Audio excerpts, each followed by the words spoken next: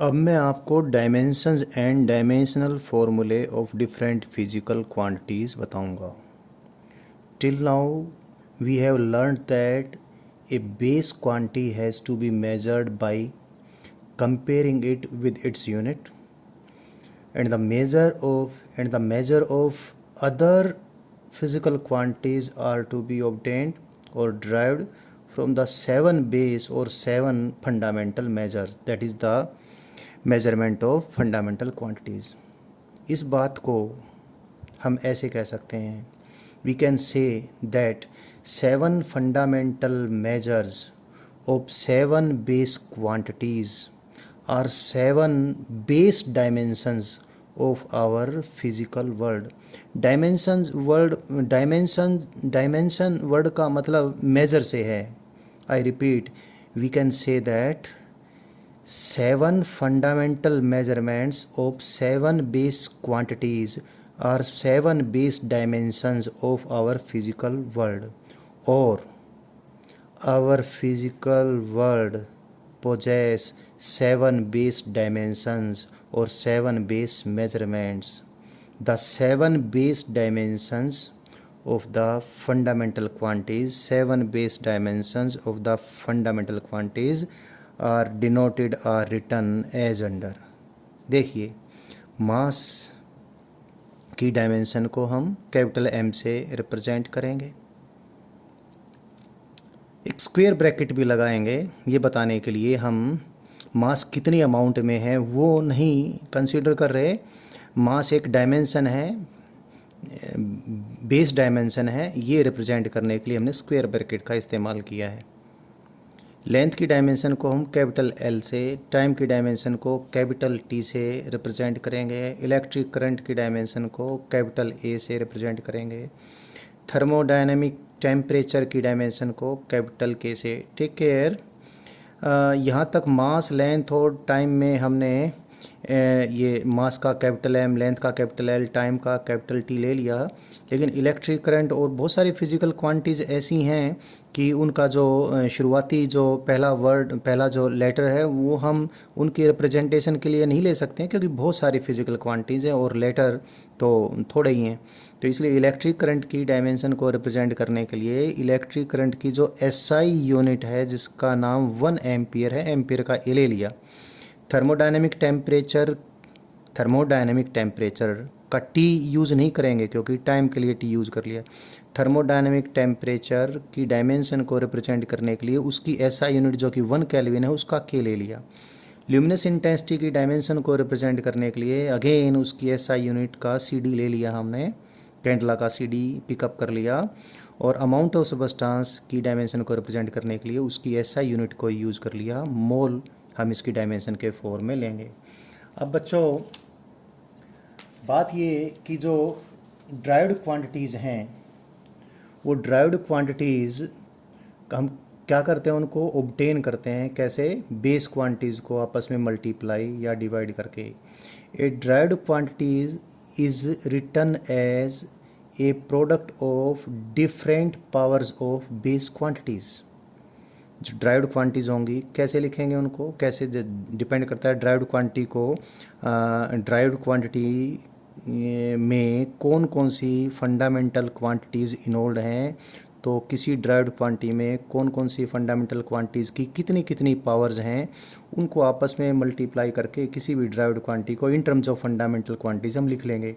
तो जब किसी ड्राइव्ड क्वांटिटी को बेस क्वांटिटी की पावर के फॉर्म में लिखते हुए बेस क्वांटिटी को उसकी डायमेंशन से डिनोट करते हैं, तो ड्राइव्ड क्वांटिटी भी बेस क्वांटिटी की डायमेंशंस की एक्सपोनेंट्स या डायमेंशंस की पावर के फॉर्म में लिख दी जाएगी। इससे फिजिकल क्वांटिटी जो ड्राइव्ड क्वांटिटी है उस फिजिकल क्वांटिटी का जो हमें फॉर्मूला मिलेगा उसे हम फिजिकल क्वांटिटी का डायमेंशनल फॉर्मूला कहेंगे।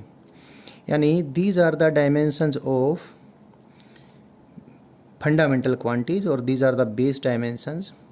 और यदि हम किसी ड्राइव्ड क्वांटिटी के मेजरमेंट को फंडामेंटल क्वांटिटीज़ के फॉर्म में उसको कैसे मेज़र करते हैं ये हमने डिटरमाइन करना है, तो हम ये देखेंगे कि उस ड्राइव्ड क्वांटिटी के मेजरमेंट में कौन कौन सी फंडामेंटल क्वांटिटी शामिल हैं, वो किस फंडामेंटल क्वांटिटी की कितनी पावर, किस फंडामेंटल क्वांटिटी की कितनी पावर आपस में मल्टीप्लाई होकर ड्राइव्ड क्वांटिटी बनाती हैं। तो जब ड्राइव्ड क्वांटिटी का हम फॉर्मूला लिखेंगे in terms of fundamental quantities, तो फंडामेंटल क्वांटिटीज़ को स्पीड लिखने के बजाय, मास को मास लिखने के बजाय, अगर फंडामेंटल क्वांटिटीज़ को उनकी डायमेंशन के फॉर्म में लिख दें और फिर उन डायमेंशंस की हम पावर चढ़ा दें, डायमेंशंस की एक्सपोनेंट्स ले लें, तो जो फॉर्मूला मिलेगा उसको हम dimensional formula of derived quantity कहेंगे। तो किसी फिज़िकल क्वांटिटी का डायमेंशनल फार्मूला हम कैसे बनाएंगे, जो बेस डायमेंशंस हैं उनकी एक्सपोनेंट्स के फॉर्म में बनाएंगे। और कैसे बनाएंगे, डिफरेंट फिजिकल क्वांटिटीज़ का डायमेंशनल फार्मूला क्या होगा, बहुत आसान सी बात है, अभी आपको समझ में ये बात आ जाएगी। मैं एग्जांपल लेके इसको आपको समझाता हूँ। कुछ कुछ जो ऐसी फिज़िकल क्वांटिटीज़ हैं जिनके बारे में आपको ऑलरेडी कुछ नॉलेज है, उन्हीं को मैं पिकअप कर लेता हूँ। मैं शुरुआत करता हूँ एरिया से। एरिया आपको मालूम है, अगर किसी रेक्टेंगल के एरिया को मेज़र करते हो तो उसकी लेंथ को, एरिया आप कैसे निकालते हो, लेंथ को मल्टीप्लाई करते हो, किससे, ब्रेड्थ से मल्टीप्लाई करते हो। लेंथ भी लेंथ है, ब्रेड्थ भी लेंथ है। या फिर सर्कल का एरिया पाई आर स्क्वेयर, पाई तो एक नंबर है, आर स्क्वेयर क्या है, आर इंटू आर, आर भी रेडियस भी लेंथ है और radius multiplied by radius again length है।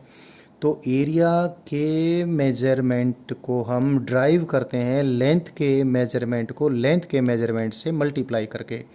तो एरिया की डायमेंशन के लिए सिंबल में, एरिया का जो सिंबल है मैंने वो लिया, या एरिया ही लिख दूँ पूरा, और इसका मैंने क्या कर दिया, इसके स्क्वायर ब्रैकेट में इसको पुटअप कर दिया। स्क्वायर ब्रैकेट में पुटअप करने का मायना है मैं एरिया की डायमेंशन कंसीडर कर रहा हूँ। लेंथ की डायमेंशन एल, ब्रेड्थ की भी डायमेंशन एल, तो L square. So this is the dimensional formula of area. क्योंकि एरिया के मेज़रमेंट में लेंथ के मेज़रमेंट को लेंथ के मेज़रमेंट से मल्टीप्लाई किया है, इसमें ना तो मास शामिल है, ना ही टाइम्स शामिल है, ना ही टेम्परेचर शामिल है। तो इसको मैं ऐसे भी लिख सकता हूँ, m raise to the power 0, l raise to the power 0, l raise to the power 2, I am sorry, l raise to the power 2 and time raise to the power 0।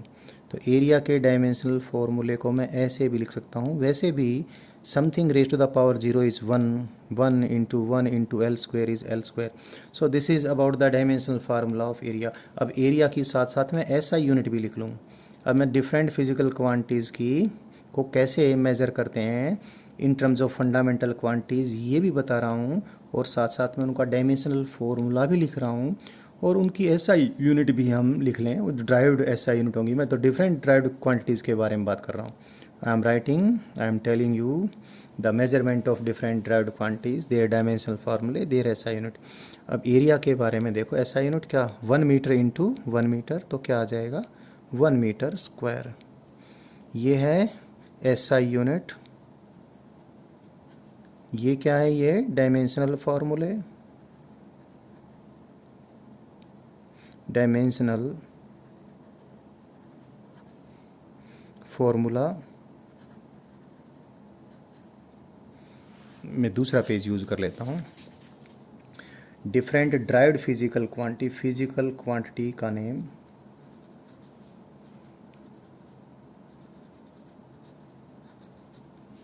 It's dimensional formula,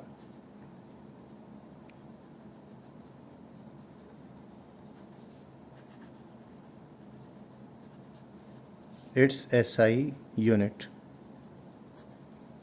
I'm starting with area. Area is length into length. Length into breadth हो या length into length हो, एक ही बात है। तो area का dimensional formula आया length into length, that is L square. It is as good as m raise to the power 0 l square t raise to the power 0। T is time, dimension of time, L is the dimension of length, M is the dimension of mass, and its SI unit metre into metre that is 1 metre square. Volume ले लेते हैं, जैसे ही volume, what is volume? Length into breadth. अगर मैं Q को देखूं तो length into breadth into height, height भी लेंथ है, लेंथ भी लेंथ है, ब्रेड्थ भी लेंथ है, तो it is length multiplied by length multiplied by length, that is